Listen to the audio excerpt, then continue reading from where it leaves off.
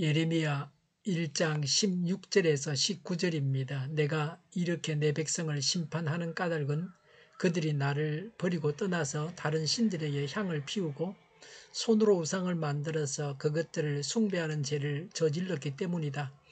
그러므로 너는 이제 허리에 띠를 띠고 준비하여라. 일어나거라. 내가 너에게 명하는 모든 말을 그들에게 전하여라. 너는 그들을 두려워하지 말아라. 내가 그들을 두려워하면 오히려 내가 너를 그들 앞에서 두려워 떨게 하겠다.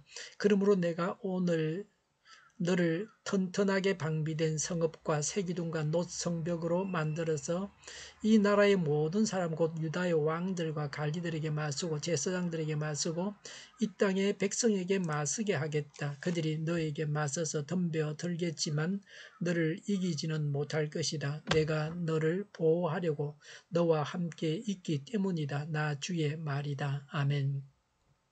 유다 나라가 망하는 이유, 사람이 망하는 이유를 말씀하고 있습니다.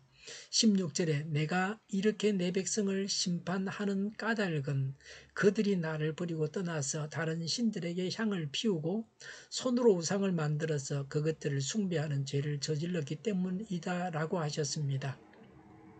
왜 망했습니까? 우상 숭배했기 때문입니다. 우상 숭배는 모든 율법의 집약이라고 할 수 있는 10계명 중에서 제1, 제2계명을 어긴 것입니다.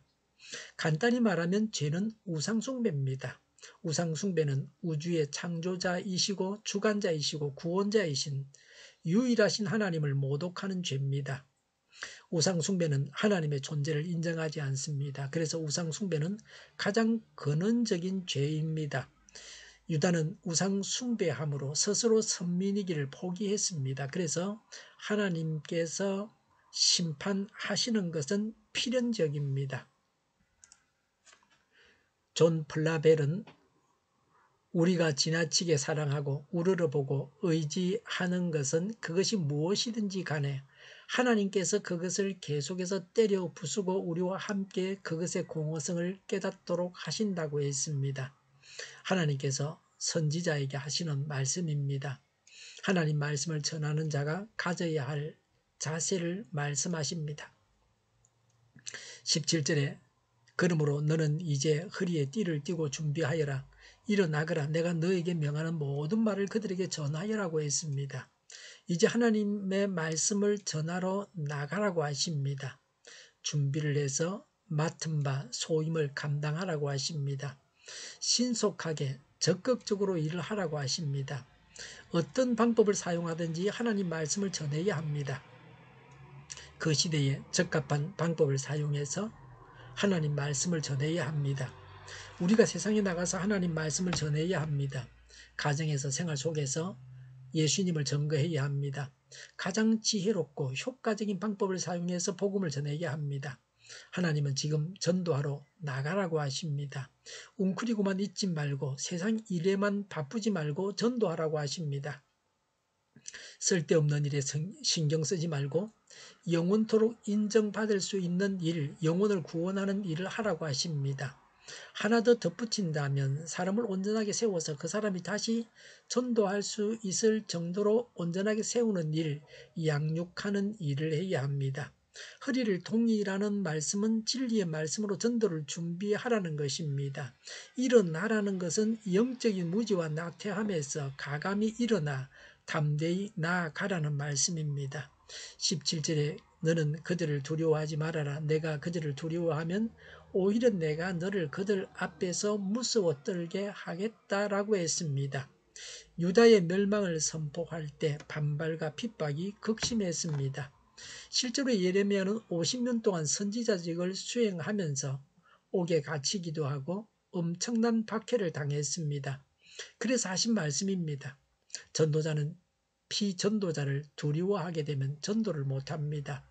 물론 교만한 자세로 전도하라는 말씀은 아닙니다. 겸손하게 전도하되 전도받는 사람을 두려워해서 하나님 말씀을 전하지 못해서는 안 됩니다.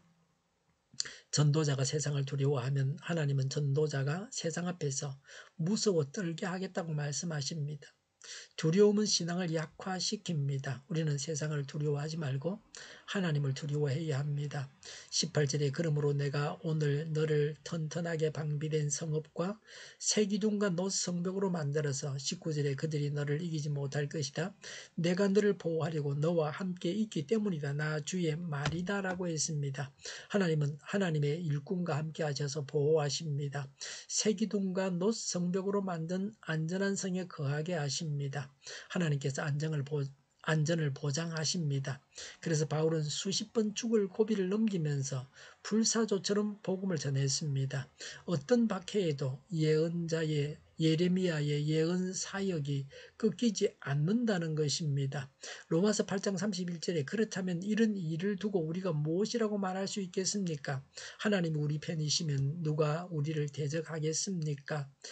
로마서 8장 37절에 그러므로 우리는 이 모든 일에 우리를 사랑하여 주신 그분을 힘입어서 이기고도 남습니다 라고 했습니다. 우리는 하나님과 함께 사업을 하는 사람들입니다. 그래서 그 사업 속에서 최고의 이익을 거둡니다. 하나님께서 함께 하시고 하나님의 능력과 보호로 대적을 물리치게 됩니다. 18절에 이 나라의 모든 사람 곧 유다의 왕들과 관리들에게 맞서고 제사장들에게 맞서고 이 땅의 백성에게 맞서도록 하겠다 그랬습니다. 어떤 사람과 맞습니까? 정치 지도자들과 종교 지도자들과 백성들과 맞습니다. 온 유다 사람들이 총체적으로 조직적으로 박해한다는 것입니다. 그래서 하나님은 난공불락의 요새로 보호하실 것을 약속하십니다. 하나님과 불신 세상은 적대 관계에 있습니다. 그래서 우리 믿는 자가 불신자와 같아지면 안 됩니다. 불신 세상은 전도 대상이지 우리가 교제하면서 하나가 될 대상이 아닙니다. 신앙생활 한다는 사람들도 술 마시는 경우가 간혹 있습니다. 세상 사람들과 하나 되어서 교제하려고 술을 마시는 것입니다.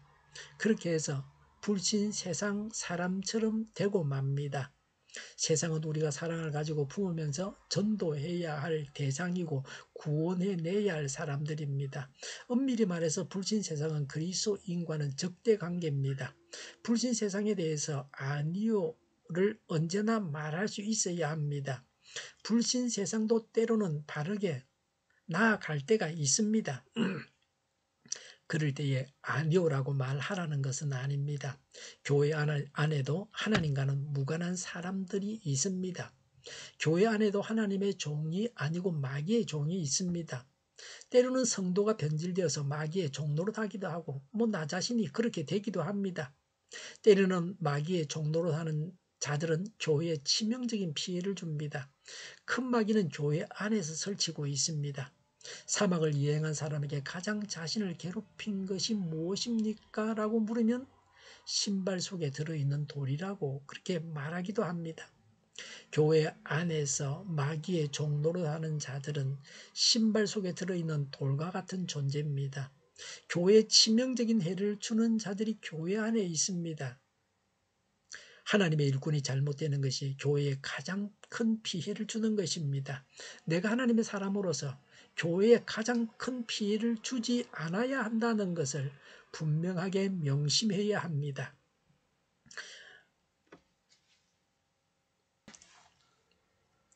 마귀의 영역 안에 있는 이 세상을 살아가면서 세상을 대적하고 하나님의 편이 되어서 담대하게 하나님께서 명하시는 말씀을 전할 수 있어야 합니다. 범죄하여 망한다는 것을 말해줘야 합니다. 하나님은 성도의 삶이 쉬울 것이라고 약속하시지는 않습니다. 그러나 하나님은 성도를 강하게 하십니다. 기도하겠습니다. 세상을 두려워하지 말고 세상을 대적해서 하나님 말씀을 전하겠습니다. 우리를 보호하시고 강하게 하심을 믿습니다. 우크라이나의 전쟁과 살상이 그치고 전쟁 책임자가 신속하게 심판을 받게 하옵소서. 오늘보다 내일이 더 낫게 하옵소서. 교회가 분열되지 않고 하나가 되게 하여 주시옵소서. 모든 언론이 제 역할을 다하게 하여 주시옵소서. 정의가 강물처럼 흘러가게 하여 주시옵소서. 하나님을 대적하는 법을 만들지 않게 하시며 있어야 할 법을 폐기하지 않게 하시며 있어서는 안 될 법을 만들지 않게 하여 주시옵소서. 지구상의 모든 사람이 백신을 맞고 모든 변이 효력 있는 백신과 치료제가 나오고 지독한 변이가 나오지 않게 하여 주시옵소서. 치료제가 저렴해지고 오미크론 유행을 잘 이겨내고 환자 폭증을 막아 주시옵소서. 주일 준비를 잘하고 내일은 하나님 앞에 아름다운 예배를 드리게 하여 주시옵소서. 우리 동료교회가 만군은집하게 하여 주시옵소서. 예수 이름으로 명하노니 모든 병만은 물러가고 몸의 모든 부분들은 온전하게 될지어다. 신유의 기적을 베푸셔서 지금도 저희의 질병을 고쳐 주시옵소서. 코로나로 신음하는 모든 자들을 고치시고 온전케 하여 주시옵소서. 저희와 교회와 나라의 민족을 불쌍히 여겨 주시옵소서. 모든 악한 것들을 제거하여 주시옵소서. 지도자들을 주장하여 주시옵소서. 하나님께서 기뻐하시는 교회와 나라가 되게 하여 주시옵소서. 늘 맑은 공기를 마실 수 있게 하여 주시옵소서. 공무원 학생들에게 지혜를 더하셔서 앞서가게 하시며 합격의 영광을 누리게 하여 주시옵소서. 오늘도 하나님 안에서 차고 넘치는 삶, 복된 삶을 살게 하여 주시옵소서. 감사와 찬양을 주님께 돌려드리며 예수님의 이름으로 기도하옵나이다. 아멘.